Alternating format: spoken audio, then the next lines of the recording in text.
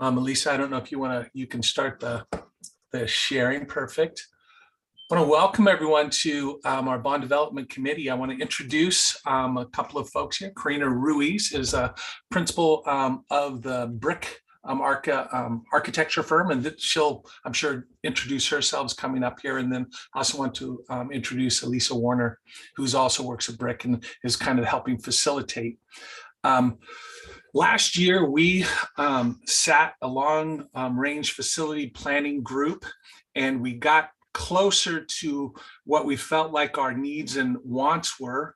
And we're now kind of resitting this group, our Bond Development Committee, to kind of put the finishing touches on what we may need and kind of what we are looking for in the future.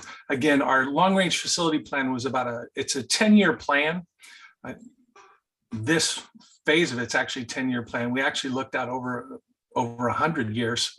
And now we kind of need to drill down on what we think is really going to be most advantageous for the district. And there's lots of little details that we need to kind of talk about. And so to start this out, I'm going to turn this back over to Karina to kind of get us started on this journey of trying to put some focus and some finishing touches on our work. Yeah, thank you, David. The long range planning work is foundational, right? It's where we start. You'll see us talk a lot about kind of some of the pieces that came out of that both today and moving forward. But the most important thing we want to do today is just get to know who we are, talk a little bit about kind of the roles and responsibilities of the group, thinking about kind of what our group norms in, how we'll be in community with one another, kind of give you an overview of where we are, for lack of a better term, kind of where we are on the trajectory of the project itself, thinking about the planning timeline. We'll also spend some time talking about what we call next generation learning. Oftentimes we hear talked about in terms of the 21st century learning, but if we're talking about 21st century learning, we're talking about the past already, right? So thinking about how do we move forward, both in terms of the work that we're seeing in terms of education, but then specifically, what is the district's instructional vision, right? What is the vision for where are you today and where do you see yourselves going in Forest Grove? Like I said, we'll talk a little bit about some very, very high level views of where the long range facilities plan ended up. What are the financial implications of that for how you can kind of afford a bond, what the bond tax levy rates are and kind of what was analyzed. And then we'll also share quite a bit about, for some of you, you may recognize either me or Elisa because you were part of what we called our listening and learning sessions. We started the work prior to seeding this Bond Development Committee by doing some intentional listening and learning in community about what are the issues, the challenges that are facing students, families, community at large, educators, and we're really intentional in crafting that process such that we could hear from folks who are traditionally closest to the problem and furthest from solution, right? And so you'll hear a little bit about what we heard from those groups. And then we'll spend the bulk of our time today really talking with you all about, okay, given the context of what you hear in the beginning of this meeting, where do we go from here? What are the implications for design? What are the implications for facilities that then become kind of our guideposts as we move forward in figuring out what the projects are that we want to eventually include as part of our Bond Development Committee? So we'll ask each of you to put in the chat who you are, what your role is, kind of what your connection to the school district is. Next slide, Lisa. That really allows us to better understand who's here today, right? So what school do your children attend? Where do you teach? What is your connection to the district? I think it's important for all of us to know kind of who we're in community with together. And so I invite you to do that. And thank you, David, for setting the standard and leading us as you do. I think it's just important for us to know how we're in community together. Okay, so I'll ask you to do that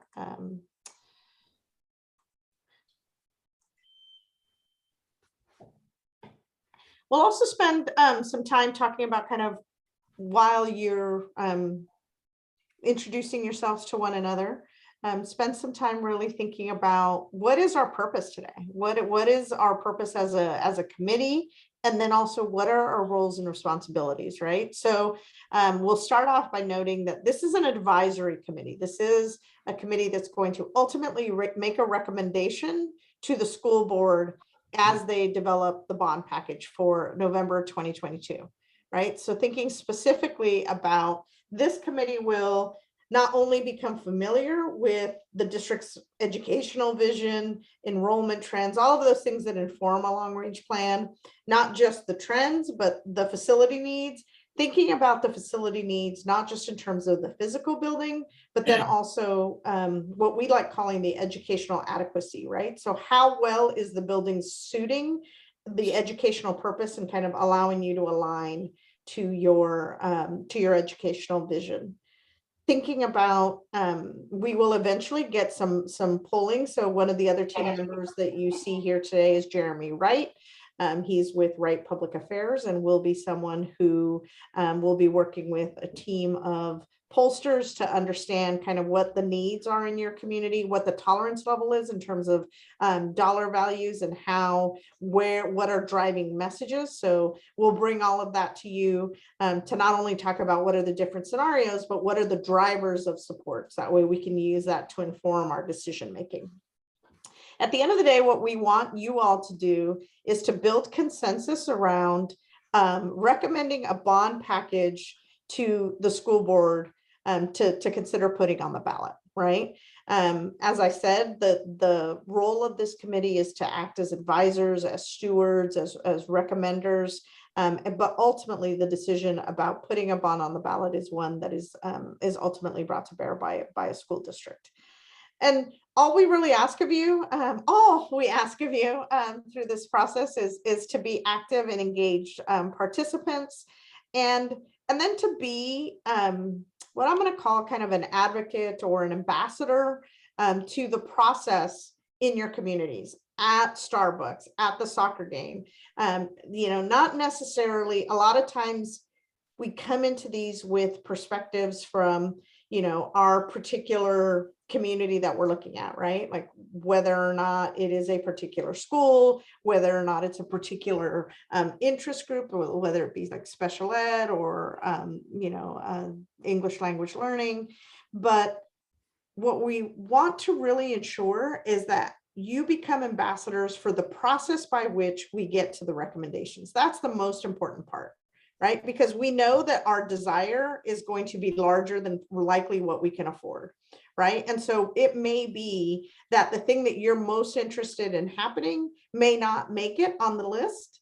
And what we want you to be able to say at the end of the process is, I understand why the items that are on the list are there and they're prioritized. And while I'm disappointed that the one thing that I wanted, and I'm not saying that this is going to happen, but did not make the list, I understand why it didn't. And I understand that this is what's best for the Forest Grove School District as a whole.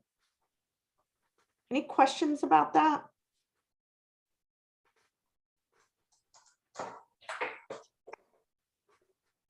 Okay. Thank you for those of you that are putting your information in the chat. I really appreciate that. We always start with a conversation around how we'll be in community together. They're group agreements, group norms, however you want to call them. And really it is ensuring that we stay engaged with one another, that what I call kind of speaking your truth, right? Understanding your perspective, sharing your perspective. You are all here because you bring a unique perspective to this process that we want to listen to, that we want to honor.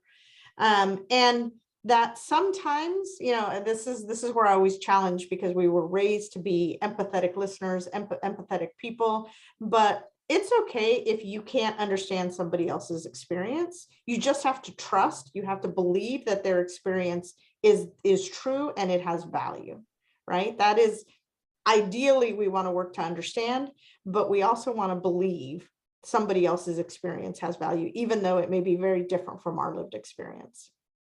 be willing to kind of think differently, do things differently. Oftentimes when we'll be having these conversations, they'll be difficult. We may experience discomfort in, kind of checking something that may be different from our lived experience. At the end of the day, we're going to come to closure. We're going to come to a recommendation about how we move forward, but there may be points along the way where that hasn't come, like, we haven't wrapped a bow around it yet, right? This isn't a process where at the end of every meeting, you're going to have a neat bow, but every piece of that is growing one to the other until we get to some closure at the end of our process. Also, one that we use all the time, which is take space, make space. Understanding that different people process differently. Elisa and I are perfect examples of this. I process by talking and by sort of being an active participant in the meeting. She's more reflective, more quiet. Sometimes we'll be better in the chat. So we want you to participate in whatever way best meets you where you are. If that is in the chat, if that is saying, you know what, I really need small groups. We're going to do some small group work today. Or I'm fine bringing myself into the room. And then also know that if your voice is too loud in the room, we want you to be able to step back as well to make space for others. And yeah, really just ultimately, being respectful of one another is kind of where we start and where we end. So these are just some of the group norms that we've developed. Want to open it up for anybody again, either open up your mic, put something in the chat. If there's anything else you feel you need to participate and be in community with one another, anything that you think is missing here, or even anything that you see on here that you want to kind of challenge or talk more about.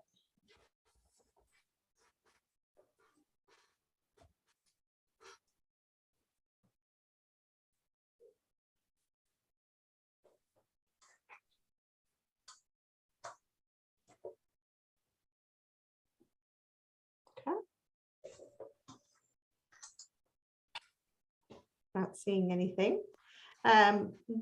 Maybe Elisa, I'll have you talk a little bit about kind of our meeting schedule to get some different voice in the room. Yes, so thank you. Yeah, so we will be meeting 4 times from now through the end of May. And you see before you sort of an overview of our meeting schedule, the dates. I think you received invites for all of these. And so today we already kind of talked about our agenda, but we are going to in addition to some of these introductory conversations, have an overview of the listening and learning themes that have been documented from the sessions that have been held to date, and then do a visioning exercise. The results of that visioning exercise will actually be used to create a set of guiding principles for the bond. So we will take that information and develop a draft set of those principles, and then during the meeting on April 13th, we will share those with you and make sure that we capture that correctly and see if we need to refine those at all. And then we'll start talking about some of the prioritizations that need to happen. As Karina mentioned, the needs always outweigh, right, the resources, and so those discussions will begin at the next meeting. And then May 4th, we should have some polling results around that time, and then we'll be talking about some of the cost estimates for the projects that we're looking at, and then do something called Build a Bond exercise, which is a pretty interactive and exciting activity. And we hope to do that in person because it's much more powerful in person, though we have done them virtually in this COVID world. We've become pretty proficient at adapting all of our exercises on a virtual platform, but yeah, hopefully we'll be in person for that. And then May 26th, we should have that final bond package recommendation that we can finalize and get ready to present to the board. Thanks, Lisa. Why don't you talk about kind of where we are relative to where we're going in terms of the overall bond timeline on the next page? Yeah. So here you see the bond timeline in front of you, and so we of course are here in March. There's been some work that's preceded this meeting today, but you can see that we're gearing up to a November bond, and some of the steps that are involved in that are outlined here. And Jeremy Wright will be also working with the district in the communications side of the bond. So there's a whole set of tasks related to that, particularly once the recommended bond package is developed, in presenting that to the board, and then starting the rollout of those communications, informing your community about the condition of your facilities and the needs that have been identified. So yeah. Yeah, so it is an iterative process is what I will say, right? It is a process by which we have conversation, we seek outside input in terms of polling information, in terms of the information we got from listening and learning, and then we bring all of that information to you so that you can digest it and you can use it as tools to ultimately make your recommendation. Any questions about the process or the timeline? For your commitment, anything that we're asking of you that you have questions about? Okay. While we're here, why don't we, I mean, there's this question, I think on April 13th, we want to go in person. And I think we're ready and set. We've been kind of discussing that, but while we're here, if there's any concerns about that, we should probably bring it up. Otherwise, we'll just move forward with doing this in person on the next one. But I would open it up to our folks if there's any concerns about that.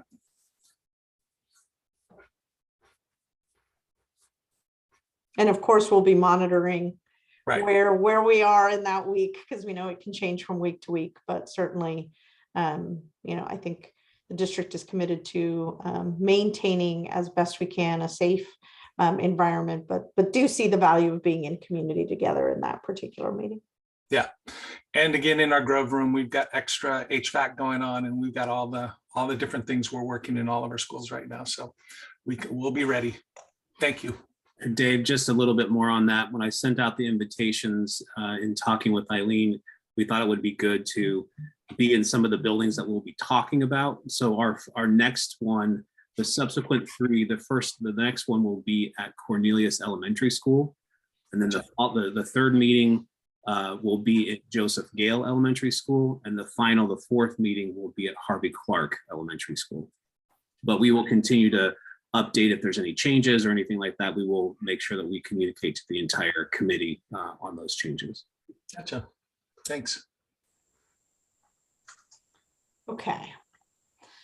So one of the things that we recognize is rarely in a community do you really get a chance to sort of pause and say, what kinds of experiences do we want to create for students, and then in turn for educators and the families that support them, right? So we know that we have had over the course of the last few years a major disruption to the way that we thought education occurred, to what the role of school was. And so we want to take an opportunity to talk about not just kind of what the impacts of that are, but who center ourselves around who it is we're talking about, right? So who's in our schools today? What are the things that define what we're calling a next generation learner? And what are the things that are impacting the way that education has changed, is changing kind of globally and locally? And then have Dave talk about specifically what are the implications of that in Forest Grove? What are you thinking about? Where have you come from? Where are you today? And where do you want to go tomorrow? So we'll start with this next generation learner, right? It really is about trying to get a better understanding of who it is that you have in your classrooms, right? So, or who you have in your homes that you're sending to classrooms, right? And what makes this generation what is often called the last generation, because we'll be dealing like generational changes now so fast that we're talking about micro generations moving forward, right? So we're almost at the end of Generation Z. They are students who are 18 or people who are 18 years and younger, with birth years between 2001 and 2025. My nephew's like reminding me that I was born in the 1900s, which makes me feel really, really good, but is a good explanation of why I'm not a Gen Zer. But really what we want to focus on a few attributes, because there are a lot of things that we know about Gen Z, about their care for the environment, about the entrepreneurial spirit. But what we're going to focus on are key aspects that we think are particularly relevant and germane to what we're seeing in what we heard and what we're seeing here in Forest Grove. So one of the things that is changing radically, not just globally, but specifically here in Oregon, is the racial, cultural, ethnic dynamic of who is in this generation, right? Multiracial children is the fastest growing youth group in the United States. Multi-generational and multiracial, we're seeing that occur across nationally, and then certainly here locally in Oregon. And so thinking about ways in which diversity, equity, inclusion really impact the work that we're doing is not only something that is an afterthought, but quite frankly, it is a basic consideration that we have to encounter, and something that will be sort of demanded by the folks in your schools today, right? It's an expectation that they have, that this is the culture that they see around them, and this is how we have to respond to that. I don't even know if 5 screens are enough today, right? This idea of these digital natives that people, students today specifically, are able to multitask across multiple devices. I'm going to say not even screens, because in some cases the devices are the AirPods in their ears. But this idea that communication is and relationships are built in different ways, right? And what are both the advantages and the potential shortcomings of those, right? What are I will tell you that in conversations that I have with kids, like, I remember walking upstairs when my nephews had friends over, and they were, the TV was on, they had music going, and they were having a conversation via text, right? Or talking with one another. And I was like, what are you doing? And they're like, well, we're talking. And I'm like, well, I don't hear any voices in the room. What's happening? And they're like, oh, we're on our phone because we're also talking to people that aren't here, right? And so this is where my 1900s brain kind of came in and said, really, we have to think differently and without judgment about the quality of experiences. I will still be the first that will tell you that I still think that the importance of looking someone in the eye and being able to hold a conversation, right? Those are all things that we just as humans need to be able to do to connect to one another. But also thinking about other ways and other modalities that, I don't think you will see a Gen Zer pick up the phone and call somebody, right? It is excruciating to get a teenager to pick up the phone and call somebody. They're going to text, they're going to send a meme, they're going to send a Snapchat. It's just a different way of communicating. Next. Yeah, and they do that, with speed, with light speed, right? Communication is instantaneous, it is global, it is rapid fire, and it is digital, right? So it's memes and GIFs, and thinking about how we communicate with each other, and then it's also deep.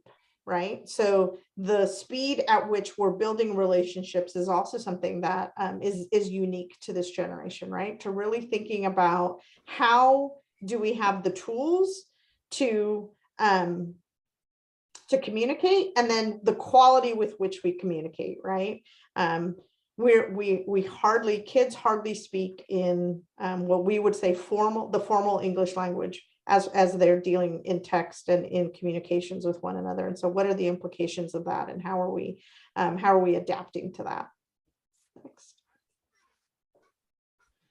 And I will say that this generation, oftentimes in that technology, they are certainly not just consumers, which was, I think, our big piece. We were big consumers of technology, but this is a generation that is creating content, producing content in a variety of ways. in TikTok, in dances, in, you know, being able to create podcasts, being able to really put their voice, their art, their ideas out into the world, right? And so where we see in previous generations of what I call reluctance to push the button, this is a group, the Gen Z, the generation of learners that we're talking about, were born pushing buttons, and that ability to kind of test and adapt is something that is natural to them, and is something that that kind of defines the experience that they have with the digital world.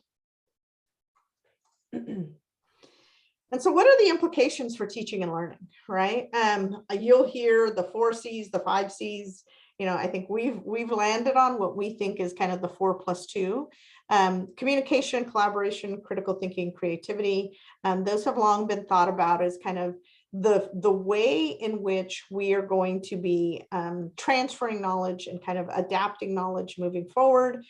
We add character, kind of that idea of citizenship, that idea of creating kind people, a culture of care, and then also cultural competency, right? Understanding, again, the multicultural world that we're living in, not just racially and ethnically, but you know, across gender identity, across sexual orientation, across ability level, and all of the sort of nuances of that, and how to navigate in that world is something that these students need to be adept at, because it's a world that they don't have a choice as to whether interacting with that cultural competency across language, across customs, across cultures is going to be a critical component of their both educational and professional experiences. And this is a pretty complicated slide. You don't need to necessarily look at the details of it, but what I will say is it has now been 3 years since it's called PISA. It's an international standard for kind of assessing education across the world, where we're always not doing too great in compared to some of our neighbors around the world. But they've made the change that if they could give you an answer, they are now going to give that to you in the question. So it no longer becomes, how do I find the answer, but how do I take the answer and how do I adapt it and how do I apply it, right? We used to live a lot in C and A, acquire the knowledge and assimilate the knowledge. But now we're moving to a generation of students, and quite frankly, the standards, the educational standards that support their education, that is more about applying that knowledge and adapting that knowledge to new learnings, right? And so what are the implications of that? And then the other thing that we've seen, not just as it relates to kind of how you adapt that knowledge and the sort of emotional intelligence that's required to do that, but certainly in the past 2 years, really thinking about the importance of dealing with and tending to the whole child, the whole student, not just their physical well-being, but their mental well-being, their social emotional well-being, getting folks to understand how to build those competencies so that they learn not only how to be aware of themselves, but how to also then be aware of how to be in community with one another, right? And thinking about, this is all about building that character and building that resilience in students to persevere. And so that is a key aspect of perhaps, and this one definitely has physical facilities implications, and thinking about kind of the spaces that we provide for social emotional learning, for self-regulation and learning how to do that, and de-escalation in our schools, and what does that look like, is very different today than it was when I was in school. And I'll say, why is this important? This is always the question of why. And I will say it's because when we don't deal with this, we're losing generations of students, right? This is a poll that is national, but we've seen these for local school districts here in Oregon that participated, that mimic these exact standards. And I will say it starts in the fifth grade here. If we could start it in kindergarten, you would see it even higher, right? I think they're not able to assess those kids in this survey, but when we start, we are deeply engaged in our learning. We love learning. We're eating paste. We're knee deep in it. And the more time we spend in classrooms that look like what you see on the lower left, the more our students are becoming disengaged. You're seeing almost a 40% drop between grade 5 and grade 12 in terms of engagement and joy in learning by grade.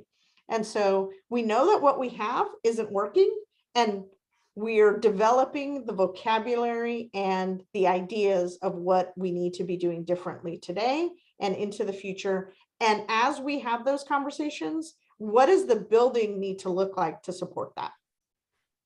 And so I want to give David an opportunity now to talk about how you're thinking about that, specifically in Forest Grove, what your educational and instructional vision is, and what you're thinking about the future. Perfect, thanks.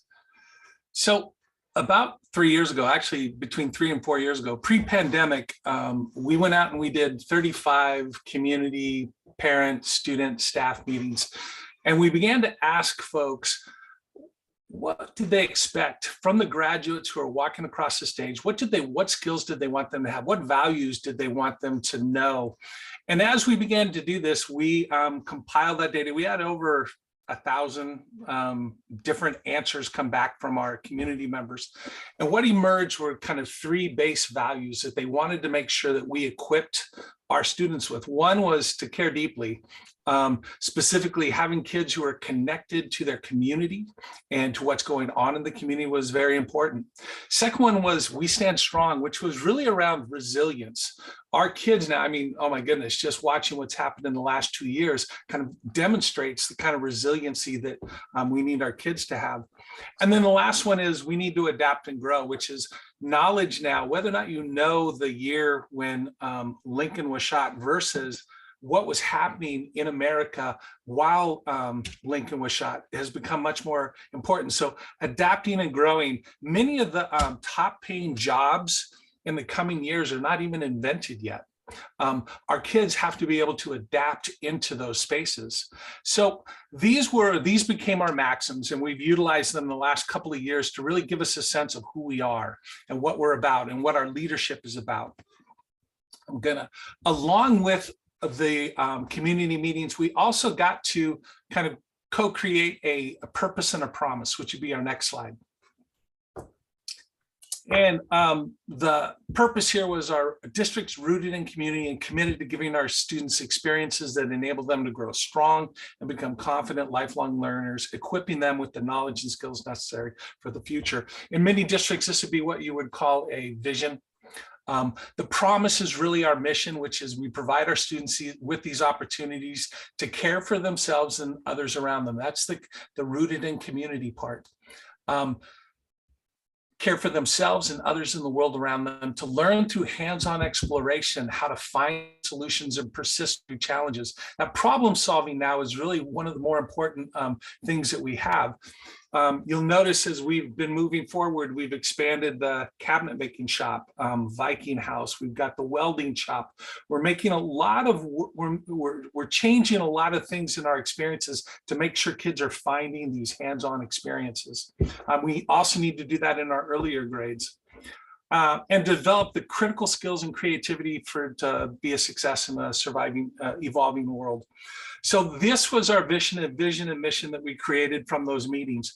Now, it's right about this time that the pandemic hits, because we kind of get started, and we're gonna go one more slide here. This is kind of our plan to be ready, to have a system that's going to be serving our kids well.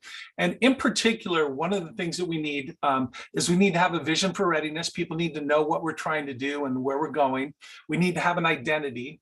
I think the work that we've done so far is actually, we know some of those things. We're able to express exactly who we are and what we're trying to do. What's happened since the pandemic is really we need to be working on this approaches to learning and the structures for learning. One of the things that's happening right now is we're in the middle of a K6 language arts adoption, which is completely new curriculum for all of our students K through 6. This is going to bring a major change in not only our curriculum, but our instructional practices. This is kind of an example of the work that's right out in front of us. Next year, I'll be entering into the fall to go back out and do a whole series of community meetings related to this, and then also some other reaching out to parents to kind of find out where they're at, how we're doing.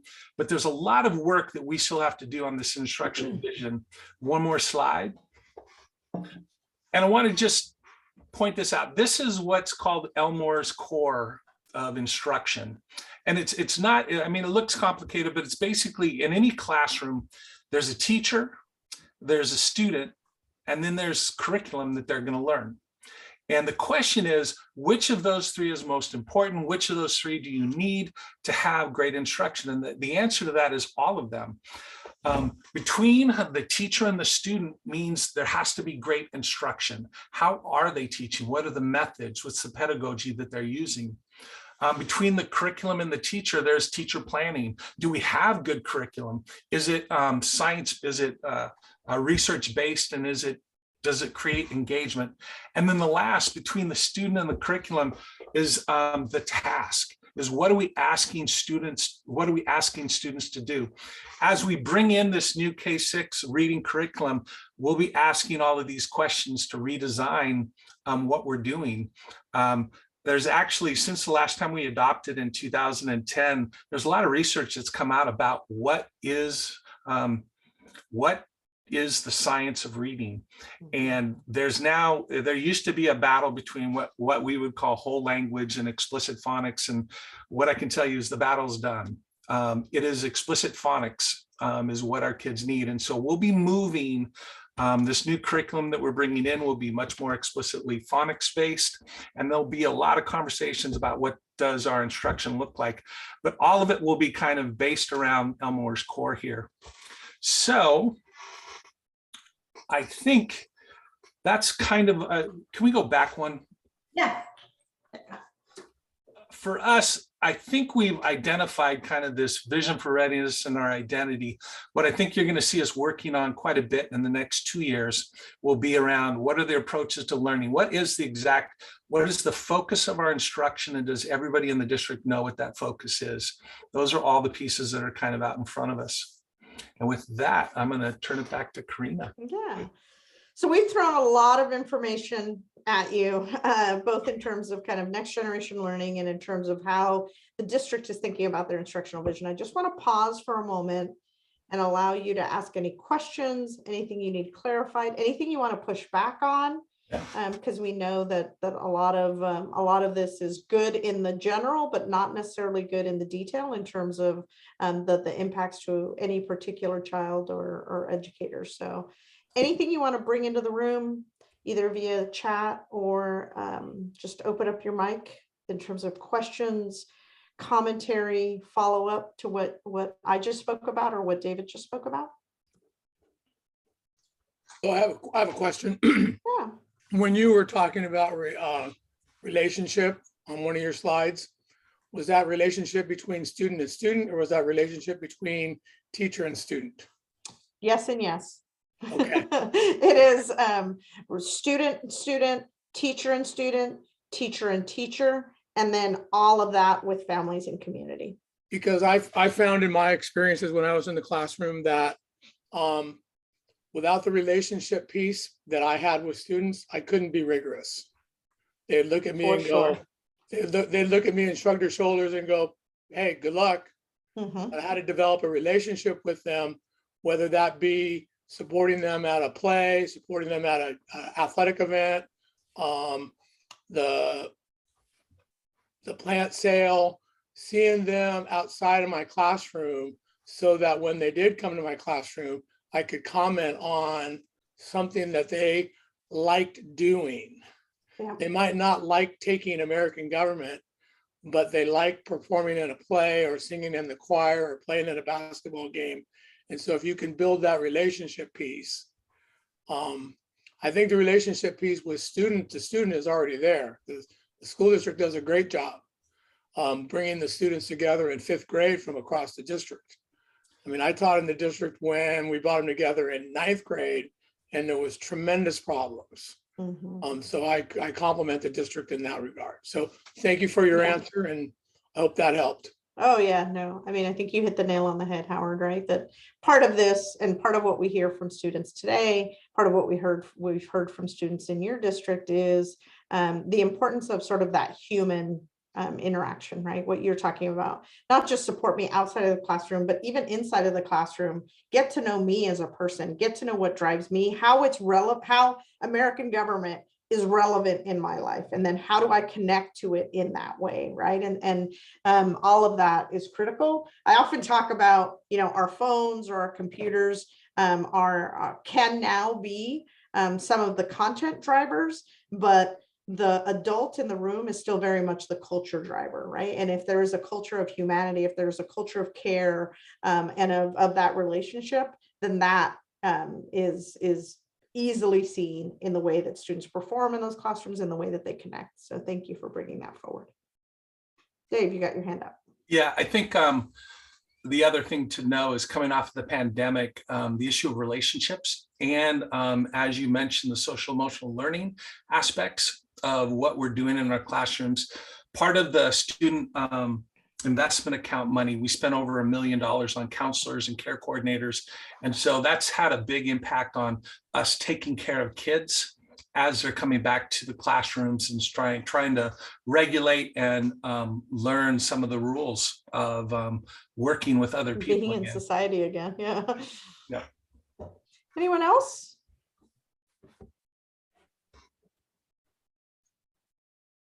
Okay.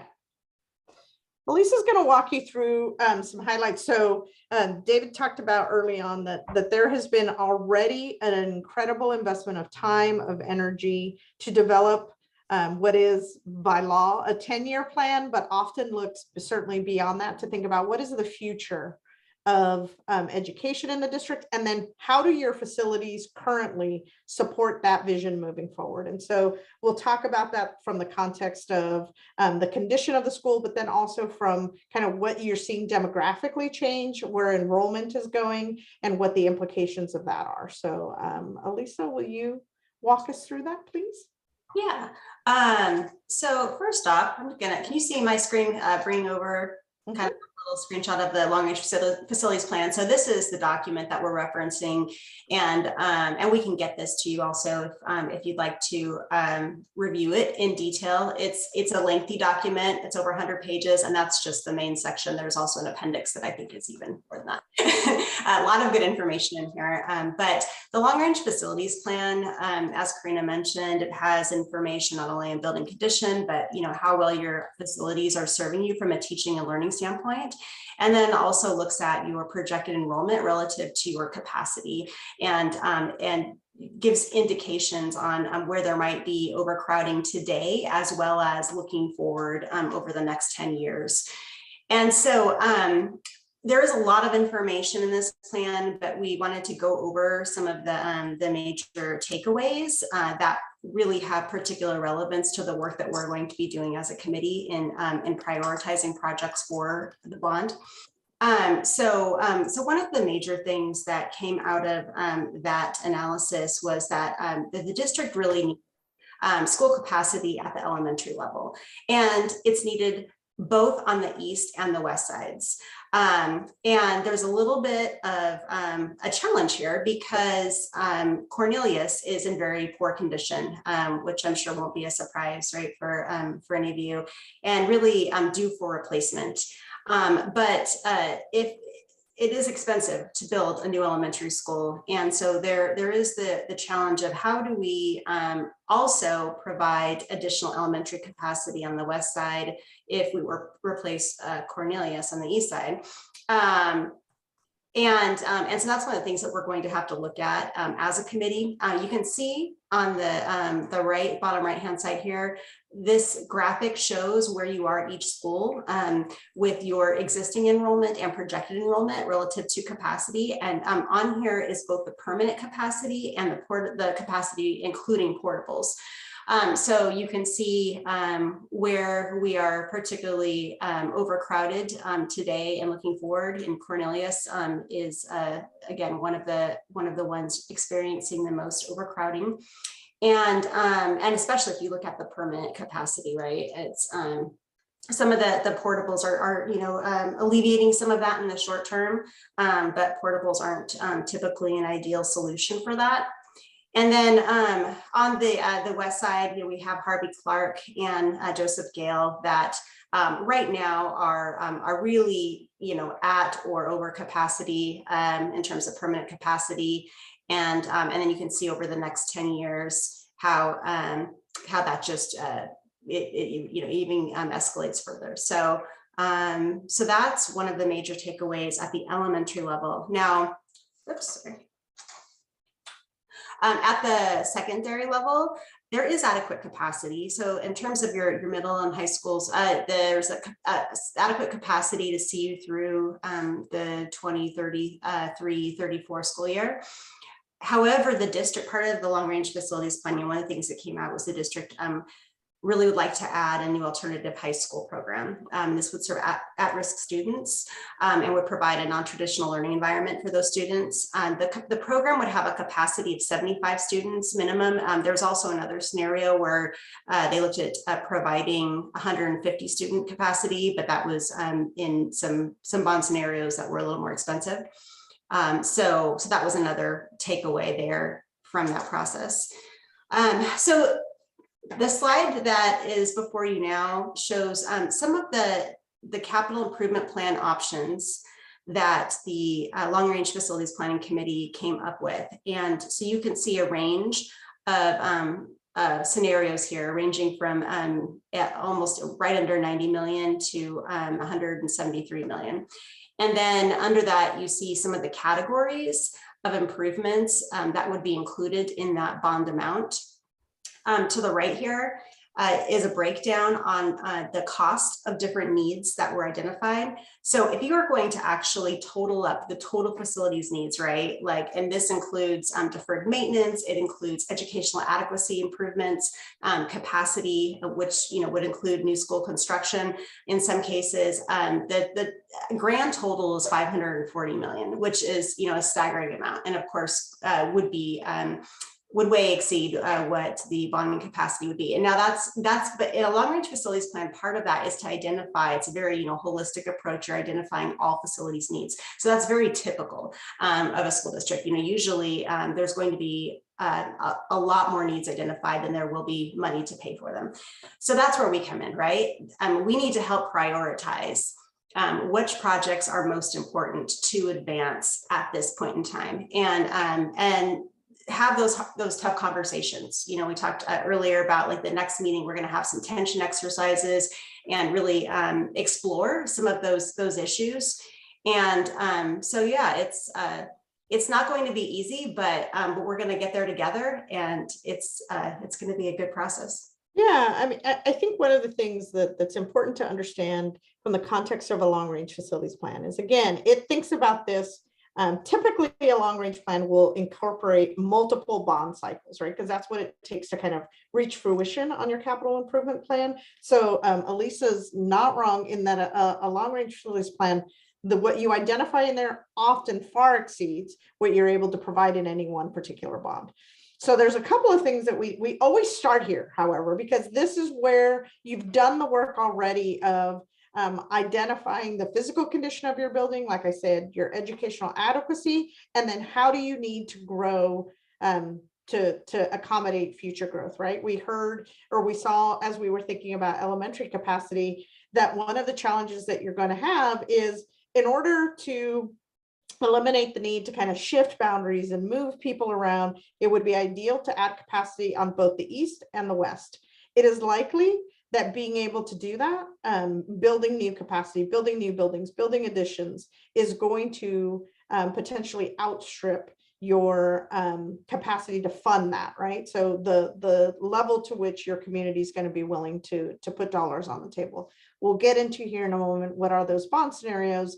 But what's important for us to do is to look at this as a foundational document, to also recognize that the costs were generated what is now almost 2 years ago or last year, and thinking about how do we update those to reflect kind of current and future conditions, but then also just to validate, right? We're going to talk today about what we're hearing from listening and learning, what we heard from your communities that are facing the greatest inequity. Through that lens, is there anything that we're missing? Is there anything that we would change, right? So thinking about how we validate that is going to be incredibly important. And with that, I think we want, so pause for a second again here. I know we're presenting a lot of information to you. So does anyone have any questions about this? I put the link to the long range facilities plan from the district's website in the chat. So if any of you need some cure to your insomnia and want to be able to get into the details here, by all means, some good heavy nighttime reading. Any questions? One of my first questions that comes to mind, and maybe it'll get addressed later on, is, are we, is a bond measure about to expire? Is this why we're doing this now? Or can you give me a little background on that? Alejandro, that it's as if you knew where we were going, because we'll have Eileen here talk about kind of the bond funding scenarios and where that is relative to where you were in terms of bonding capacity and where you are moving forward. Yeah, and one of the reasons why I also asked is because our population has increased quite a bit, and in either places, and now there's a lot more development going on, where before there was a lot of restrictions and something happened, I don't know, Metro or some expanded some land, and now we have all sorts of new developments coming in all over the place, Forest Grove and Cornelius, which then allows us then to hopefully receive more funds from the community. Exactly. Okay, go ahead, Eileen. So tonight we're going to give you some kind of just background on what our prior bond was and our tax rates or levy rates for our community to pay off these bonds. The last bond that we did was in 2010. It was the $65 million bond. It is the one that did the expansion at the high school. It built Joseph Gale. This bond, when we did that, we wanted to do a 20-year bond with about a 10-year step down. So you'll see these are the actual levy rates over time.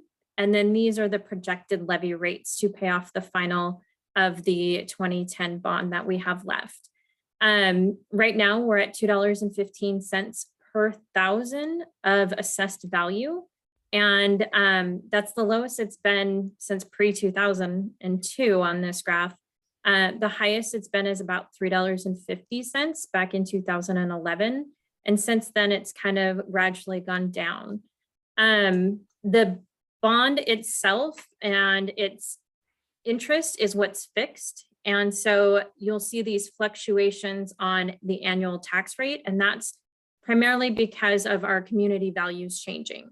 So as the community values change and that bond payment stays consistent, that's where you'll see that variation. So moving forward, that is the projected tax rate to pay off the remaining bond. And you can see how it's pretty much dropped over the last several years. And I'll just say as well that Alejandro, the other contributor to the reduction in that rate is new homes coming on the market, the growth in the community. Because if you take that same dollar amount and you spread it across more people, more assessed values in homes, the individual dollar amount goes down. And so that's why you'll also see that's a contributing factor to that. This gives you 3 different scenarios to kind of give you some framework or an idea of what that tax implication could be for different bond packages. We went ahead and pulled a $1 increase, a $1.50 increase, and a $2 increase, with wanting to continue to maintain a 10-year step down. This allows the district to be able to go out for an additional bond sooner than 20 years from now, so that we can help accommodate the needs and the growth of the community as it happens. So we try to do that 10-year step down. A $1 increase in the bond, the tax rate would be about a $94 million bond, and it would bring the tax rate up to $3.15. A $1.50 increase to that rate would give us a $119 million bond package approximately. And then a $2 increase would give us approximately $145 million bond package. So it kind of gives you that framework of what that the different options could be and what that tax implication would result in. Yeah, thanks, Eileen. Oh, go ahead when you finish this one. This last slide that is here is kind of our district comparables. These are both local and similar districts in the state. This first column here is the permanent tax rate. So this is the tax for general operating revenues for the district, and it's fixed annually. It doesn't change. The next column is some districts do have local option levies. I believe Beaverton's is for class size and Tiger Tualatin's is for technology. And then we have our bond rate, and these are for our facilities improvements. So the total district combined rate for Forest Grove this year is $7 and I can't read it, 8 cents. 9 cents. So that's where we are this year. We do have Gaston, Banks, and McVinville slightly below us, and then Hillsborough, Tigard, Tualatin, Sherwood all above us. So we're kind of right in the middle right now with what our total tax rates are. Yeah, thanks. And so what we bring this information again, just to give you kind of the general context of what is the need and then what is the capacity, right? Partly what will happen is as we start to do some of that polling work that I talked about that Jeremy and his colleagues will be doing, we'll get an understanding of kind of what is the tolerance level. And then it will really be upon the district to really determine, okay, what is the right dollar value to target? And then our job will be, okay, let's set up a package when we do the build a bond package around that dollar value, and then also potentially identify what are some priority 2 level projects, so that if we get additional money, there's, Office of, the Awesome Grant, which is a state grant that allows you to kind of leverage tax dollars to get additional funding from the state. There's seismic retrofit grants. There's a variety of unfortunately, we don't get a lot of money from the state, but there are ways to kind of leverage and make your dollars work for you, that then we can start to say, okay, can we use those to buy some priority 2 projects? But what we will endeavor to do is create a bond package that aligns with the dollar value that the district determines is the right dollar value based on kind of what your community tolerance is. And that will be a conversation that will be had with you, but ultimately a decision for them to make. Any questions about that? I had a question Yeah, for most of us who really don't deal with these bonds and these numbers. If you go back another slide, what does it mean by a dollar rate increase, a $2 rate increase, and a $3 rate increase? What does that mean exactly? That's how much a taxpayer would pay per year? Can you explain that? I sure can. I'll take a shot at it. So what that means is for every $1,000 of assessed value, and I will say the assessed value is different than the real market value of your home. So when you see your property taxes, you'll see something that will say assessed value, right? So for every, let's say your house is $300,000, right? So for every $1,000 you would pay $1 more than you're paying today for a bond of roughly $95 million, right? So what is that? That's $300. Am I doing the math right? $300 more that you would pay today than you're paying, or once the bond passes than what you're currently paying today, right? And so that is the analysis that would happen when you start talking about kind of what your tolerance level is. We always talk about the increase, right? And sometimes it's good to think about where you've been, right? You've been historically in as early as 2018, almost up at $3. And now you're, almost 85 cents below that, right? But as we all know, when we pay our property taxes, if money comes back in, we're not as always as willing to put it back into the system, right? And so, but that's how that dollar is calculated, right? So you take the increase, whether it's $1, $1.50, $2, anything across that, and then you multiply it by or you take the home value and divide the assessed value of the home by $1,000, and then multiply that by the rate increase to figure out what the actual impact is to any individual homeowner. Does that make sense, Alejandro? Yes, and then whenever if there's a bond expiring, Yeah. then is it really in the first case scenario an additional $300, or does that get offset with what's expiring and what's going to come in place? Yes. So that is why oftentimes you'll see districts build in this step, because they'll recognize, in your case, you have a bond that is expiring in what I think I saw was 2031, right? So at that point, you fill the gap. And so you're able to think about that, to maintain what we call kind of a steady bond rate, but give you more bond capacity. So your dollars, you can get more projects, more dollar value for kind of the same rate, if that makes sense. But Anyone I think else? we should Oh. acknowledge that if you look at this chart that's currently up, the bond is, the rates are coming down and people will feel those new lower rates. Mhm. And so because of the pandemic, we should have been talking about this 2 years ago, but we just weren't in a place to do that in the middle of the pandemic. But their rates are going to come down. And so we are going to be battling against them seeing a lower property tax value and us asking them to raise it. It's going to be a challenge for us. That's one of the challenges we have. Indeed. So will the public see that rate increase and then decrease and then increase again, or is it going to come in play where they won't see that at all? It'll be, So it has already decreased, Right. is the struggle, right? So Okay. that right now, what we're talking about when we talk about this levy rate increase, that is from what you see in your tax rates this year, right? So they will have already seen the decline. Yeah, Christy. Yeah, I think Alejandro, you're asking the right questions, and I think this might be a question for later. So I guess my question, if I wasn't part of this process in this committee, would be,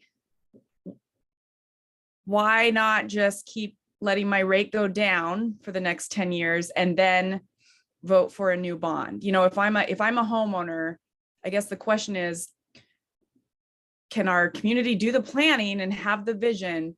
What is the benefit of doing this extra bond now, or what will we not be able to do? And I think if there's a way to communicate that to the community, like the sense of urgency of why now, but I do think it's going to seem very confusing to people to think, is this like a double bond? Is this I think there's going to be needing to be some real clarity on what are all the options and what happens if we don't do any of these options. Right.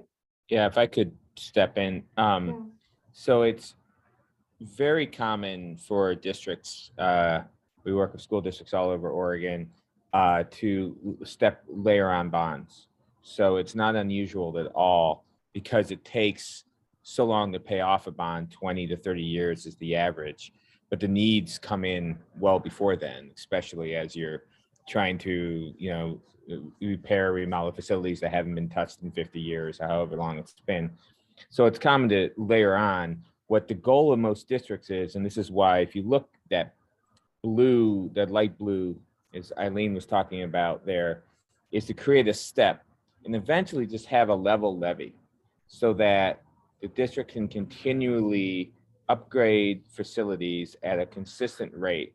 And it drops, one bond drops down, but then you run a renewal at the same rate. You guys aren't in that situation right now, but hopefully if we would pass this bond, you would get there. So that if that make, you know, so that people can know there's a consistency on their rate throughout throughout the whole time as a taxpayer in the district. Yeah, I think that's, I mean, I think I'm understanding the process of that. In May, the city's doing a public safety levy. And so the communication around what that looks like is, and that's my other question about the timing of the polling. I think there's going to be multiple things we're asking the community to consider. The levy is different than the bond. The bond is a step. And I think for people in the know, in the loop, yes, we've seen teachers, we understand this process. So I just think it's things to consider as we maybe outreach to, even as ambassadors, like what are people needing more clarification about? Right. And I think the other thing that you talked about, Christy, that's incredibly important is, you know, we often talk about ROI in the terms of kind of return on investment, but what is the other ROI? The risk of ignoring, right? What happens to your facilities? What are the impacts to them? What are the impacts to educational adequacy if you don't do this work now, right? If you wait until 2031, what does that look like? And where are there gaps? And how will those gaps be made worse, be worsened if we don't act now, right? Because some of that is physical, the physical condition of your buildings. There are systems that are reaching what I'm calling the end of their useful life that won't make it 10 years. Some of that is educational, again, in responding to not just who you have in your classrooms, but the direction that you want to go. And so there'll be a whole messaging campaign around that to ensure that as those pieces are going out, both in terms of the polling and in terms of kind of the campaign, should the district decide to move forward with a bond, that will come into play there, right? And so the conversations we're having now about timing, about tolerance, about all of those things, and the messaging is going to be really important as well. Yeah, I also think that one of our challenges, though, that we haven't seen in a long time, a few decades, is the whole inflation, and that is going to be a huge factor in getting buy-in from the public, because it's like, I'm already paying more for all this, and now you want me to pay more for this. So, Yeah. but you're right. There is that. I like the way you put it. The risk of ignoring. Yeah. Because I will tell you, there is no cheaper time to rebuild your facilities than today. Tomorrow it will be more expensive. A year from now it'll be. So yes, it is hard to be hitting people, you know, when gas prices are going up, when inflation's happening. But then it's also easier for them to say, hey, when I went to Home Depot, I noticed that what I used to pay for a 2x4 is now, you know, 10 times that. And guess what? That's why we want to act now, right? So there's a bunch of sort of messaging around that. Yeah. And to be clear, with our polling, I mean, there's multiple steps in this process, so that right now this group is about developing, okay, we'll put some parameters around price point. So we can give you a poll of what is the top end tolerance and what is the low end, you know, and you would be amazed sometimes people don't want to go super cheap because of they want things in their bond program that helps the community. And then we have a process, you put the bond together, and then we also later on test that closer to election. So we don't know where we're going to be in August of this summer, you know, in relation to inflation, gas prices, all those things. I will say that you should be really happy you're not on this May's ballot, to be really frank. So, but we'll test that too as we get closer. So make sure you're in a good space. Okay. I think I saw some, yeah, Lana, go ahead. Oh, I can't hear you. I can't. You want to maybe put your question in the chat, or is there another mic that's potentially, it looks like you're unmuted, but I still can't hear you. I don't know if can others hear her? No, Okay. no. I apologize, Lana, but I want to give you a moment. Go ahead and put your question in the chat. We'll see if we can't get it answered.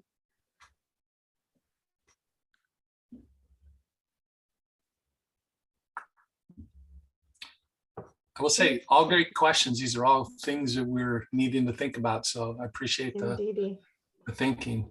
Yeah. And again, these are, you're not in a unique condition or position, right? These are challenges that districts that are thinking about going after bonds deal with regularly, right? I think oftentimes we find ourselves needing to craft these kinds of messages because you are where you are. And like I said, it is always that the need is going to outstrip what your capacity is. Okay. I'm gonna give them a little bit more time, and don't rush. We'll take the time it takes. On inflation, how did the ballooned material cost affect what's been projected, and how much can be covered with higher costs? Yeah, so that's why when you saw the slide, maybe go the slide that Elisa had that had the previous, thank you, that had the previous long-term facilities plan. Those were prices that were priced a year ago, right? And so already we know those prices are going to be different, right? And so partly what we'll do as we start to think about the building a bond exercise is we will go through and we will identify the types of projects that we want to have on there, and we will get a new set of estimates for that work that also projects forward. It projects forward, assuming, let's say right now we're targeting November 2022. So assuming that bond and when construction would happen as a result of that, what would we expect inflation to be? And that will be built in. There'll be contingencies, because the last thing I will always say that a bond is always too much money the day before a bond passes and not enough money the day after it passes, right? And so wanting to ensure that we build enough contingencies into that to ensure that we are able to deliver on the promise that we made to our community, because there is no greater risk to ensuring that you're able to kind of continue to build bonds in your community is if you can't meet those commitments. So that the impact is that it's going to drive the cost up. And it's going to mean that you are going to get fewer projects for the same dollar amounts that you got last year, that you got quoted last year, if that makes sense. Okay. Thank you. So Elisa and I have spent some time in community with your most impacted communities, your Latino community, SPED families. There's still a little bit of work left to do. There are other families that we still need to reach, but we wanted to present you all with what we think are sort of the prevailing themes, what we're seeing come out consistently from our listening and learning sessions. We'll do this in a couple of ways. Next, Elisa. We'll talk a little bit about the actual theme itself, talk about some of sort of the things that fed that theme. And then I'm going to invite you, because one of the things that we know is that these themes are academic and they hit us in the head, right? We know that our schools should have flexible and adaptable spaces and furnishings, all of that stuff. But we'll also ask you, I'll take volunteers, or it might be voluntold if we don't get enough volunteers, but to actually read into the room the direct quotes that these are direct quotes from families, from parents, from students in your community, those impacted communities. And so we'll take a moment to kind of read those into the room as it relates to these. So there are, I believe, 10 of these. And so we'll go through each of these, and I'll walk you through kind of what we heard. So the first, like I said, is that school facilities should be flexible, adaptable. The buildings itself should have features that are flexible, the furnishings, and such that they support not just a range of sizes and configurations, but thinking about what activities do they need to support, what learning needs, both in terms of the social, emotional aspect of it, but just, you know, your neurodiverse learners, what do they need in order to be successful? And thinking about not just kind of globally, but spaces within spaces, right? So being able to provide a variety of smaller kind of nook areas inside and outside the classroom to extend that learning, to create group discussions, to create spaces for studying. Thinking about the furniture itself, replacing, we heard a lot about tables and chairs that are very inflexible. In some cases, they're connected, right? The old school table arms, and thinking about what we need to support not just a variety of uses, but quite frankly, a range of different body sizes, right? And thinking about how the different modalities are and how we learn and how that impacts the facility implications of your furniture. To ensure that that overcrowding, that the number of bodies in a space doesn't limit the use of that space, or what can potentially, additional services that you provide, right? So what we heard a lot is in your community of, yes, we always have our, our English, math, science, and social studies rooms, but some of these programs that provide support services are always having to deal with kind of found space, and then they're always the first to be moved out, right? So thinking about, if we're thinking again about that whole child and the whole family and the whole community, how do we ensure that we're future-proofing ourselves and being flexible and thinking about that in that way? Heard a lot about cafeterias and just common areas in general, but to allow for, more time to be able to eat, to be able to socialize, and to create a more positive dining experience, something that doesn't feel like an Army mess hall, right? And so I will invite anyone, you can raise your hand, or like I said, I'm going to be calling on you. Hopefully you all can at least see the screen to read in some of the quotes that we got that are illustrative of this point.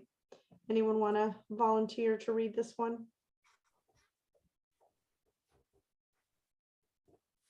Christy. I'll read that. I actually believe that may be my quote coming. Okay. I went to that we session do and- not out people, but thank you for outing yourself. No, yeah. And as a teacher, I was a middle school teacher for a long time and in multiple classrooms, and my child is a severely affected special needs student. So if there's a way to create a no back of the room environment where you're putting the boards on multiple walls so teachers can teach from different spaces, kids will naturally put themselves in the front of the room or the back. The brown kids are typically in the back, especially if there's a choice. A lot of that is the teacher structuring the room, but sometimes you're limited by the room space and the chairs, and there's only so many configurations. So space that allows for collaborative activities, tables that could be shifted so everybody's in one space instead of feeling like you're in this corner. And just for a little context, I did a lot of research and projects in the Hillsborough School District and spent a lot of time in classrooms doing some noticing of where kids were sitting and how teachers were teaching. And that's also some feedback I've heard from different teachers about wishes they might have for classroom structure. Thank you, Christy. Next.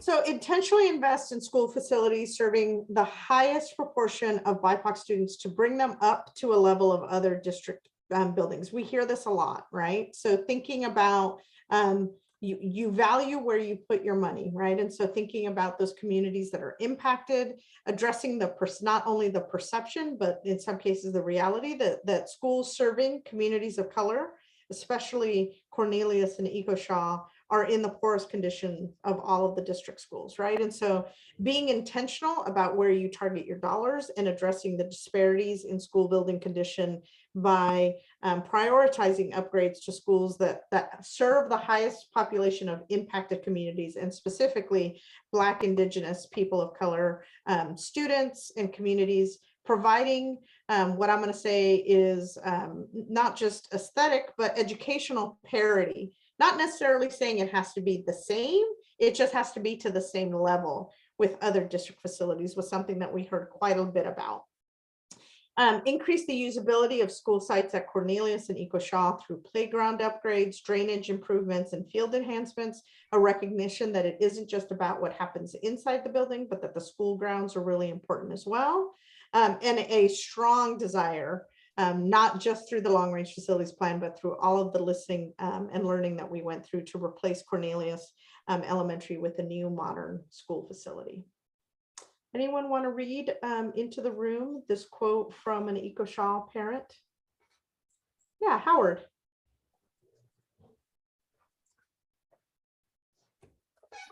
Am I unmuted? Yes, Yep. you are, sir. I've had family members that have visited from other states, And the number one comment they make is, why is that? Why is it that you guys are so proud of your school? Your school is probably the crappiest looking out of all the buildings in the district. I always start to get angry and I say, no, my school is not ugly, because I love my school. I don't see that. But then I started really looking at it and I thought, wait a minute. It's like probably 10 different shades of blue on the outside, like the heaters don't work. Some rooms are very hot, others are very cold. The furniture is super old. The playgrounds all have tons of puddles of water. The kids come in soaking wet. We're trying to elevate our culture.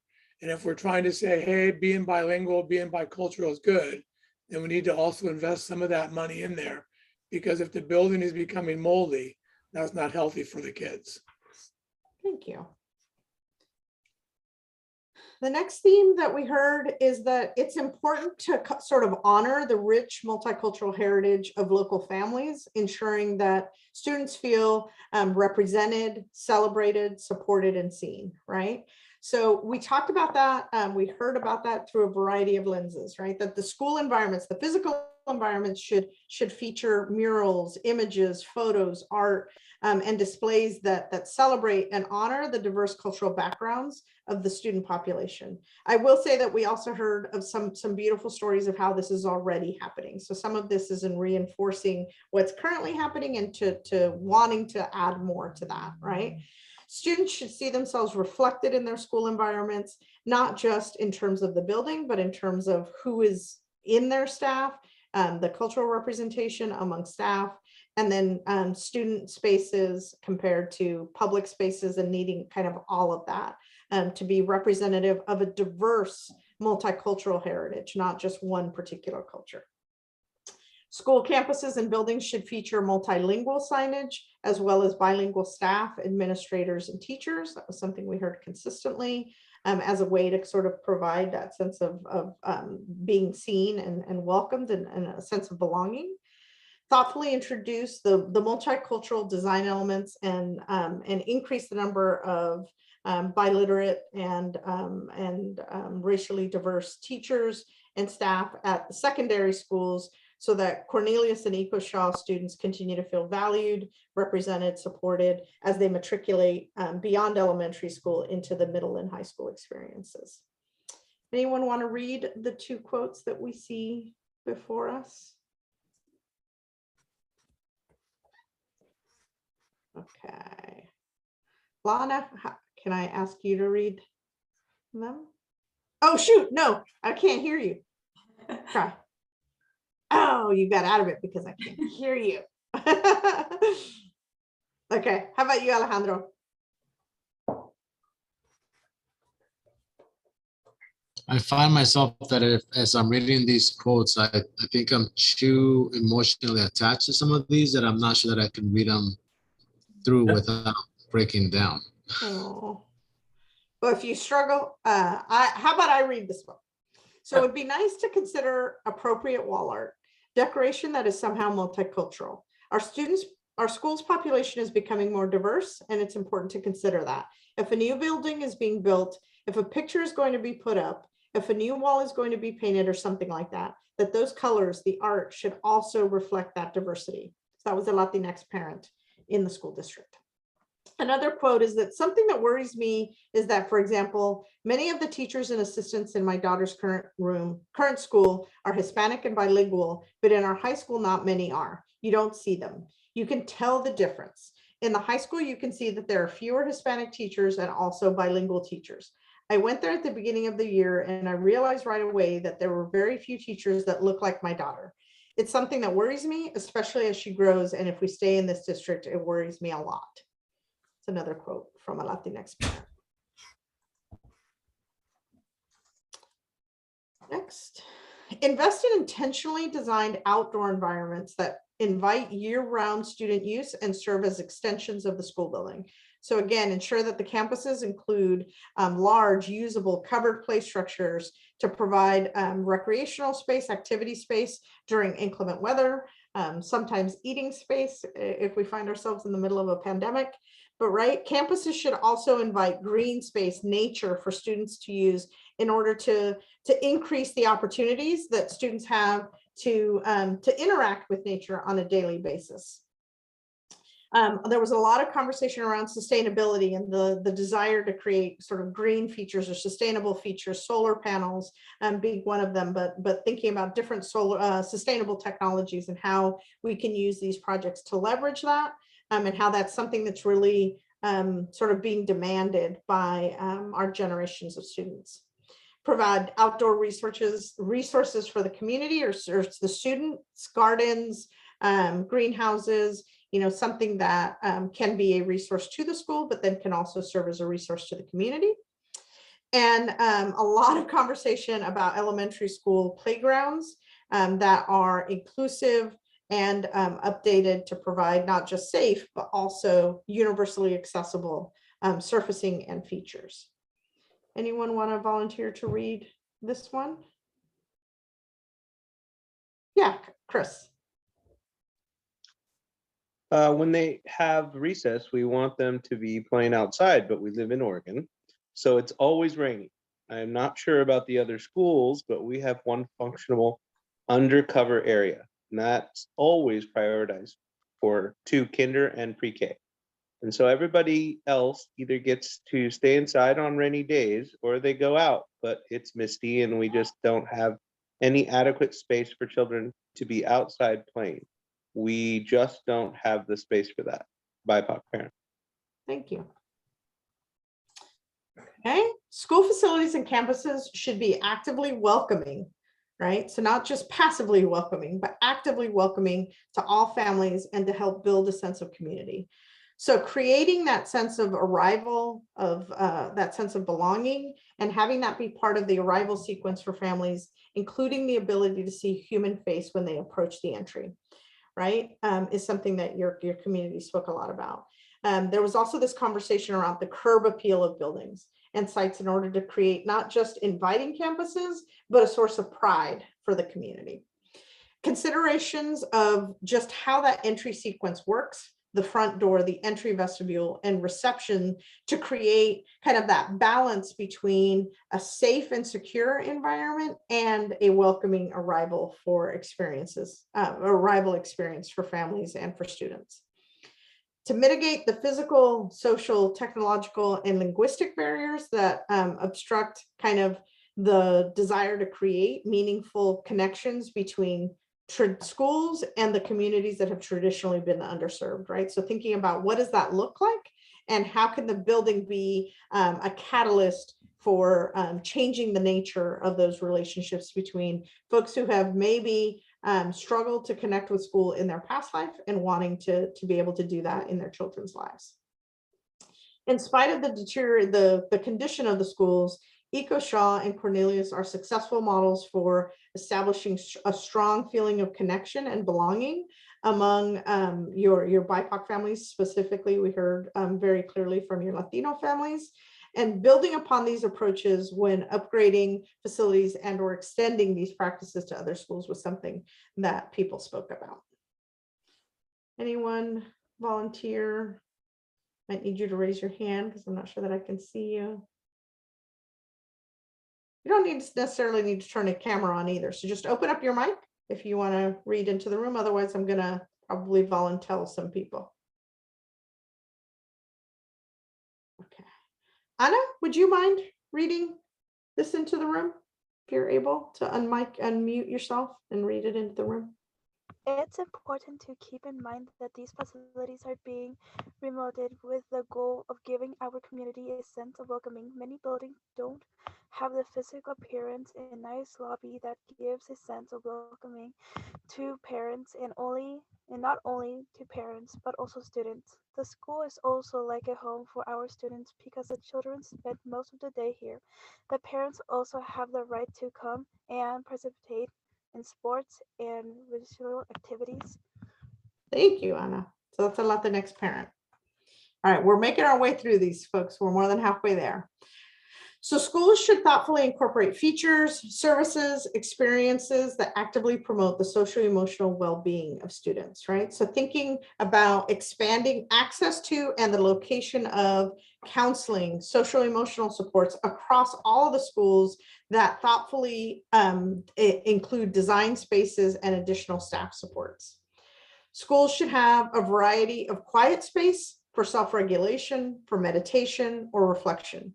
Include spaces that offer calming sensory experiences using soft colors, adjustable lighting, good acoustics, music, and movement. So thinking about those not just as destinations, but also as part of the journey along the way between two destinations.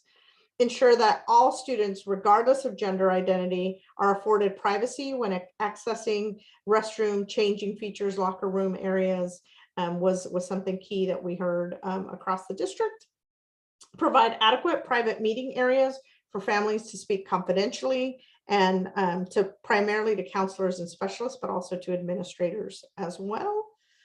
And then at the high school level, provide a welcoming, inviting counseling area with adequate staffing to provide the social emotional support as well as academic and scheduling assistance was something that we heard. All right, Dave Parker, I'm going to ask you to read these into the room. Since the first one is a Forest Grove administrator, felt appropriate to have you read these. Oh, you're on mute. Wouldn't be a Zoom meeting without that. Well, they would not without one of those. Many of our students who have sensory needs, they need space to be able to have routines and practice things, be able to self-soothe. And that's been a challenge over the years, just having some of those smaller spaces built into a school that can be flexibly adapted. And it's a real barrier for students with disabilities. That's one of our administrators. Regarding counseling and mental health supports, from my child's perspective, counselors are not visible. It's incredibly hard to get in and get an appointment to have your counselor return an email. My child has struggled with that every year that she's been there. It takes me getting on and emailing and attaching the vice principal to the email for it to be seen and responded to. And I know it's the workload, but I'd love to see more visibility, more access to mental health care at Forest Grove High School. I love it in the elementary schools. They're doing an awesome job getting into classrooms and doing a lot more teaching there on social emotional skills. BIPOC parents at Forest Grove High School. I will say, with the extra $1 million that we've invested in counselors at every level, we're now one of the few school districts in the state that actually follow the national counseling caseload levels. We're down to about 250, still a little bit larger at the high school. So that's still an issue there, but they are an ASCA school. So we've actually made quite a bit of progress on this, but there's still this issue of how buildings could better do that is still totally valid. Yeah, thanks, David. Okay. Critics critically assess the strategies for making Forest Grove School District school buildings and campuses physically and emotionally safer through improved visual supervision, wayfinding, and staffing supports. So although school security was expressed as a major area of concern for the community members, there were a lot of questions and areas of uncertainty, or quite frankly, differing opinions on the best way to address the challenges that are facing the schools, right? So increased supervision, what we call wayfinding, ensuring that you know kind of where you are, and staffing supports were areas that received broad support by all. Multiple participants, including your impacted BIPOC parents, expressed the need to revisit the decision to remove school resource officers from school campuses, emphasizing that SRO's role in building long-term positive relationships with students and families. So that's something that I know the district is already in the process of rethinking. So Neil Armstrong Middle School design and layout presents unique security challenges that create unsafe conditions for students. Renovate the building to improve passive supervision of interior spaces, eliminate hidden areas, and enhance wayfinding. I think this is a gentle way of saying what we heard very clearly, which is NAMS needs to be torn down, right? Not because of its, and this is one of the challenges. This is a building that is fairly new in terms of its physical condition assessment, or its assessment score in terms of kind of educational adequacy, not doing too bad. But in terms of building a sense of community, some of these safety and security concerns, grave concerns from the families of the NAMS community. Also, an importance of removing portable classrooms were present to ensure that we're providing instruction for all students under one roof, and ensuring that we're bringing the education into permanent buildings. And design spaces especially any new spaces to serve as community shelters or hubs in the event of an emergency or catastrophic event was something that we also heard. Dave Warner, do you mind reading this one? You bet. More than anything else, I think a school should be a safe place because we can't watch them while they're there, right? Safe facilities where they feel maybe not like at home, but a place where they can have the freedom to feel safe while they're in school, physically and mentally. Because if we are talking about the infrastructure of the school, then a space where they feel physically safe, that they have a place where they feel healthy and a place where they don't have to worry about physical threats. Okay.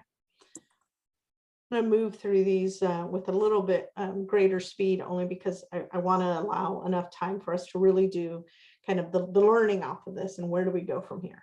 So upgrade the existing facilities to ensure that we're providing comfortable indoor air environments that are conducive to learning, right? So thinking about well-maintained, good water quality, all of our systems, and ensure that we're providing kind of thermal comfort ranges year round to ensure that we're having access to natural light and views to the outdoors, and that we provide upgrades to our restroom facilities to ensure that they're clean and safe, and mitigating what in some cases are odor issues and plumbing issues in some of your older schools. Kimberly, do you mind reading these quotes into the room? Sure. Hopefully, can you hear me okay? I can hear you perfect. Okay, good. The heat is unbearable. We have some children during summer school that can't receive the education they deserve because of the higher temperatures. Last summer, we had to suspend classes on July 4th because it was too hot. So whenever these repairs or new construction occurs, we should take into account the ventilation systems, the temperature control, so that they can install air conditioning in the different buildings and that the temperature can be regulated for both settings, heating and cooling, so that our students can learn with the comfort they deserve. Next parent. Thank you. The next one, lots of light. I mean, I think kids in general need the windows. The room without windows is just, it's just a morale killer. It changes the tone of the class. I think bringing the outside in, the courtyard spaces where kids can see from a window, like greenery or trees. Sped parent. Thank you. Okay. So ensure that the buildings and campuses are inclusive, fully accessible, provide experiences for physical, neurological, learning disabilities, and that they're embraced as a vital part of the school community. So ensuring that people can travel across the campuses in a way that is consistent with their general education peers, provide multi-sensory supports, thoughtfully including layouts for SPED families, and providing a range of kind of accessible playgrounds and equipment was really something that was important. All right, let's give it a shot, Lana. Let's see if your son was successful. Did it work? Yeah. All right, go for it. All right. So this said, there's a different feel from everybody when SPED classrooms are located far away. And I think it's even how, like, the neurotypical kids then envision those kids over there. I did like the Joseph Gale life skills classroom because the way it was designed was great for students' needs. And when my son was in the school, the whole school felt like it belonged to him. Like he would be able to take laps around the whole school, and he would be able to see kids participating and walk right into the library if he wanted to. You felt like it was his school. It wasn't like, I'll come to school, into school, and I'll go off to the side to my room for the day. It's hard because you need to give the option for kids to be away if they need to. But maybe that's where you have a space that's always away in the corner that kids can visit, but the entire school knows this is this, this is this, this is where this program lives. SPED parent. Thank you.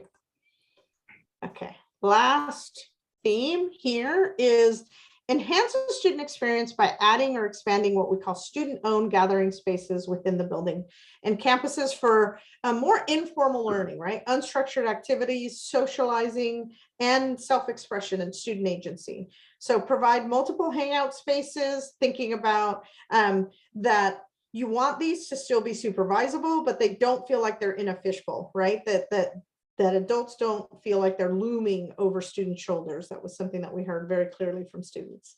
That they should include display areas dedicated to not just celebrating students' art and achievement, but also to their culture and telling their stories. Provide areas and design features that allow students to express themselves in authentic and positive manners was something that we heard quite a bit from as well. John O'Neill, can I ask you to read this one in my room, into the room? Absolutely. I actually did ask my middle schooler if you could change anything here in your school, what would it be? And she said commons, more common space. Like the fact that at lunchtime, it is so crowded, there's only one area where kids can go. That's it. Everything else, I think, is secured so kids don't venture out into the halls and everybody can see each other. The teachers can see where the kids are. At the same time, there's no space for the kids to hang out. And my daughter has already been hit in the head with the ball at the gym a couple of times, so she does not want to go there during lunch. And I asked about the library and said that they were not allowed. But yeah, definitely more common space would be nice. Thank you. And All right. can I add to this? Because I did not Sure, write Heather. this, but I've had 3 kids go through NAMS, and right now I have one of my youngest one, and she's afraid of going into that gym during that time because it's Too not much safe. activity. Yeah. There's no safe place for them during that time. Okay. Thank you, Alejandro. Okay. So now what we want to ask you is, again, considering the prevailing themes from what we just heard, listening and learning, what I'm going to ask you all to think about, and we were going to go into breakout rooms, but given kind of the numbers that we have of folks that are actually on that aren't district administrators, we're just going to stay in this room. So what educational programs, opportunities, and experiences, and again, we're focusing on the experience and the educational programs, because then we'll get to then what are the facilities implications for that. So I really want you to and you can go onto if you use the QR code, we're going to use group 1. If you prefer to just type in to this board, it'll prompt you like, do you want to open an account for Miro? You don't have to do that, just say no. And then you can double click on any of the stickies to be able to either put your comment directly into the Miro board, or just put it in the chat. We'll get it in there, or just open up your mic, which is what I actually would prefer.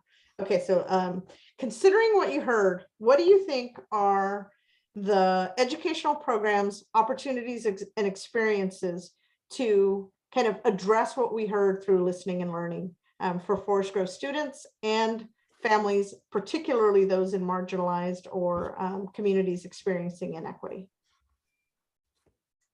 Anybody?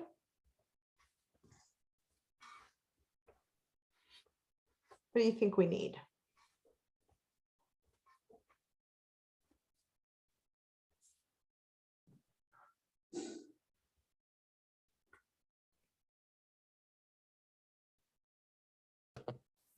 I heard light, space, Mhm. students' space, Light and student space. Yeah. welcoming environment that recognizes our diverse student population through artwork, staffing. I think one of the big ones I heard was just safety, feeling safe in our schools, specifically at NAMS or the middle or the high school. Yeah. What else? What are some opportunities and experiences that we need to kind of meet our next generation of learners? Christy, what do you think? Well, I'm really agreeing with the comment about the commons areas, and that speaks to those other Post-it notes. But again, this idea that no matter who you are or what you look like, you're equal in that school. There's no to create a structure where we can reduce hierarchy, whether that's where you're seated, even in the lunchroom. There's lunchrooms where you can have smaller tables so that there aren't a big chunk of kids sitting in this area and a huge chunk of sitting over here. Even the popular kids in this kid. There's a way to change the structure so that the kids themselves can't self-segregate, and it encourages collaboration. But that gets back to the idea of how can we provide that flexibility in classrooms, those double classrooms where you can open things up. Teachers can put groups of kids together in multiple ways. But again, the supervision piece is key. I don't know. I think most kids in most schools don't feel safe in the commons area at lunch. I think some of that's because there's not enough adults that are there. And but that's not, you know, the staffing piece and how teachers structure things is one thing, but how to create spaces where kids feel safe. I would love to see examples of other schools that have done that, where kids do say, this is a common area. This is a classroom where I always feel included. This is a classroom and a commons area where I always feel a part of everyone. I'd be curious to see what that looks like. Sure. Yeah, that would be something that we certainly think about as we start to then say, you know, what are the projects that are going to be in the bond, and then what can those look like? Alejandro, and then Leanna, I saw you go off mic, so I'm going to come to you next. I also heard that the need for more bilingual, bicultural staff, teachers, specifically at the upper, middle, Secondary. and upper schools. Yeah. Okay, Lana. Thinking of more educational programs and with the children in mind who learn differently, maybe more hands-on. I think maybe offering more trade type classes, my husband sits on the state apprenticeship board, and so we're always talking about like different trades and the big need for that. And so I'm always thinking like college is great, but the reality is we have such a need for trades. And so offering students who maybe don't learn through books, but getting more of a practical kind of trade courses in our schools, I think would make a big difference. Nice. Anybody else? Okay, Kimberly, have you had a chance to weigh in? What are you seeing? Sorry, I was trying to use the app and then it didn't quite work for me. So. Oh, thank you. One of the things I was thinking about is just when we have common spaces or we have flexible places for students, that they should be promoting inclusion and working together. So I just think like at our high school, we have a coffee shop that is students that experience disability and students that don't experience disability, and that it's like a really, really tight environment. So you really can't get that many folks in there, but looking forward, like to be able to create spaces where we can create those inclusive opportunities where students are learning from one another and giving back to their community. That's fantastic. What about you, Chris? What do you think? Actually, I echo what Kim was saying. I was thinking that I've worked in education, but also in corporation, and I think that collaborative spots would be, I mean, that's how it is. You're expected to collaborate with your peers all the time, and meeting spaces would be nice. Places where you could do group learning, group projects, project-based learning, that'd be great. Anna, interested in getting a student's perspective. What do you think? What do you think is important to kind of meet the needs of you and your peers? I say for school environment, I will say more counselors. Because I feel in first grade high school, there's lots of students, and it's not possible to make a relationship or a connection with your counselor. And I feel that they cannot give the quality of time for the student and help them when they need it, because they are assigned over 50 students for one counselor. And I feel that we need more counselors in our school so they can, better focus on those students, because there's so many students in our school, and I feel that more counselors will help a lot. Anything else? Okay. Kevin.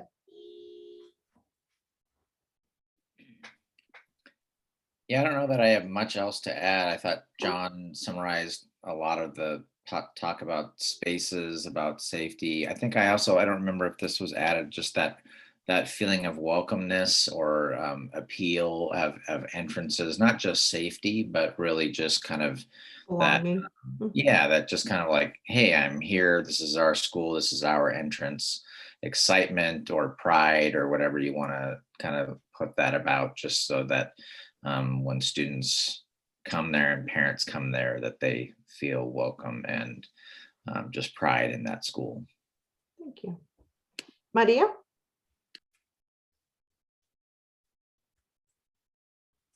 Yes, thank you. I was thinking that when we were talking about open spaces where kids could go, I was thinking about maybe a maker space or 2 or 3 on campus that kids can kind of roam in and out of, go in and spend some alone time. And then also, a lot of kids go to school really tired and sleepy because of situations at home sometimes. Who knows what those might be, but it would be good to have an open area where they can go in and just take a nap, and in a little tent to cover up and have their alone time, and maybe take a 20-minute nap. That would be really refreshing. In terms of sort of building that sense of community, it used to be in my day, many years ago, where when everybody got to school, everybody would gather in one common area, and we'd had sort of an icebreaker where everybody had a chance to talk with everybody in the room or have a short game or something like that, something to start the day. Thank you. What about you, Kathy?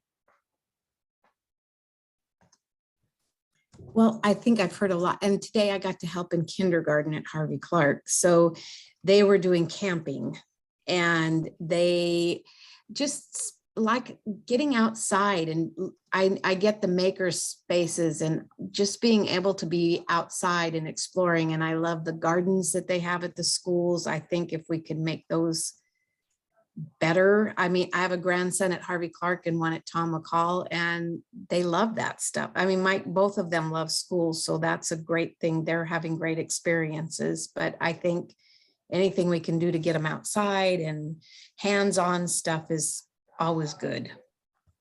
Indeedy. Lyle, last but certainly, what I believe is last but certainly not least. Right. These are all great ideas, and Kathy just nailed my thoughts or reinforced them, that I think outdoor activities, learning in the outdoors, learning about our earth, gardening, that kind of stuff. And also, I guess I wanted to weigh in on the size of the total physical structure of the school. I think the smaller those can be, probably the better, that every student would feel more important in the school. When they get too big, you kind of get lost in the shuffle. Yeah, that's important. Thanks, Lyle. You're welcome. Anyone else? Did I miss anyone? Anyone from the district staff? I mean, you all are parents and community members as well. So anyone want to chime in? So I think most of the concepts that we went through were there, except for the one was intentionally invest in school facilities serving our highest proportion of BIPOC students, to bring them up. I think, again, Cornelius, even by the facility grading, is one that needs work. But I think just putting that in the room, that again, our schools that have the highest proportion of our BIPOC students, we need to provide facilities that are top notch. So. Yeah, thank you for bringing that equity voice in the room too. Enrique? Yeah, I guess some of the things that have already been said, I think safety is one thing that comes to mind, just looking at entrances. And the other thing is, again, like other people said, kind of rethinking like creative spaces, spaces for more opportunities for students to kind of engage with each other in different ways outside of like a traditional classroom layout setting. And I think Kathy also alluded to kind of outdoor spaces. I'm thinking of garden spaces, things like that, yeah, more hands-on kind of analog experiences. Yeah. Anyone else? Along with that, I think we talked slightly about it, but the idea, so I come from, my first career was in the high tech, and when we're trying to prepare our students for the world, for the working world. And somebody mentioned that you work in teams and you work collaborative to be able to accomplish a project. And one of the things that I think we can use different in the classroom is be able to have like flexible seating arrangements in which students can choose to sit or stand at any point in time during that day or during that week, and be able to allow our furniture to be able to be flexible and adjustable. And not to mention that I have desks from the 1980s and that look like they're from the 1980s. So The gift that keeps on giving, the 80s furniture. All right, well, thank you, everybody. Thank you so much for your attention. We know that a lot of today was kind of preaching at you. I promise you that will be the last time that we do that. We really want these to be as interactive as possible. So we'll come back together, hopefully in person on April 13th to really, so what Elisa will be able to do is take the conversation that we just had and kind of start to translate that into some preliminary guiding principles that kind of align with some of the themes that we heard. And then start to have conversations around prioritization, what we call tension exercises, right? Knowing that, we can already see a variety of tensions, right? In terms of east side, west side, in terms of, elementary school versus secondary, in terms of safety and welcoming, right? So thinking about those from a variety of perspectives and really thinking about how do we prioritize and what are we missing as we think about our facilities moving forward. So that way, as we start to get through this work, we can eventually get to our May meeting where we're building kind of that bond, where we're doing the build a bond exercise to ensure that we're able to kind of be really forward thinking and inclusive in terms of the projects that we bring to bear as part of that process. If I could give you any homework, it might be to kind of, again, take a look at that long range plan and just to be thinking about as you walk through the district, what are you seeing? What are you hearing? Start to take on that role of ambassador of really checking in with your communities and where are their priorities, especially if you have access to some of those most impacted communities. We'd love to hear that. Anything else, David, that you'd like to say before we send people off to the rest of their evening? No, we just appreciate everybody taking some of their private time to spend with us today and kind of begin to talk and work through these issues. So again, just want to say thank you. Yeah, thank you all. And we'll see you in April. Karina, I have a question. Yeah. I'm wondering how we are reaching our parents who only speak Spanish in this process. I know, for myself, I know I represent part of my community, but I also wanted to kind of see how the Latino community and the ones who don't speak English are involved in this process, because they are the most impacted by this. Right. And how do we think about how to also reach to them to hopefully be successful with this bond, because we have to be able to also promote it in their world as well. For sure. Yeah, and I think you were part of these sessions, Alejandro. We very intentionally created opportunities for what we called listening and learning for Latinx communities. I facilitated those in Spanish, and will, throughout the course of the bond development, ensure that as this is going out, elements are being translated, that we're getting that word out. If there are folks that in the Latinx community that want to be a part of this, that we want their voices in the room, we will provide real-time translation services, interpretation services, so that way they can participate alongside us. I can always, talk to them directly, but I think it is both through the listening and learning where we really intentionally went and sought that out by gathering Spanish-speaking communities, and then also through the invitation to be a part of this and ensuring that any obstacles they have to participating, we can ensure that we bridge those. Anything else, David? Yeah, what I would say there's a lot of work that's going to have to be done once we kind of narrow down what this bond package may look like, because there's a whole bunch of publicity and conversations need to happen. And I think that's where a lot of this will need to happen and be translated and be out talking to folks with some listening sessions and et cetera. Yeah, just to add a little bit to that, Alejandro, I think we have two questions: that the macro, the bigger, the larger community, and how do we get access to them and involve them in the process, but also in the smaller picture with our committee right here, that we want to kind of keep nimble, but we have reached out and do have some commitments for some individuals that couldn't join us today or canceled last minute, and we'll work with them to get them caught up and bring them into our conversation here at this time with this committee. So is this, as you said that, I'm thinking, is this a bond, like a bond that affects Cornelius and Forest Grove or Washington County? I'm trying to figure out how this, because normally it's by city, right? No, it's by school district in this case, right? So a school bond, you can only tax people who benefit from, it's the no taxation without representation. So it is, this would be specifically for school district families, houses that fall under the boundaries of the school district. So whether they have children in the school or not, if their house is within the boundaries of the Forest Grove School District, this bond would be, they would vote on this bond, and this bond would impact their tax rate. Okay, anything else? Thank you again. Oh, go ahead, Jeremy. Oh, I'm sorry, I just had to drive, so I'm on audio only, but I will just add that when we get to the polling portion, we will do polling in Spanish for Spanish language communities. Yeah. And that will be part of, so there's a pretty scientific process that goes into ensuring that you've got a representative sample of who your likely electorate is. And that's just one of the components.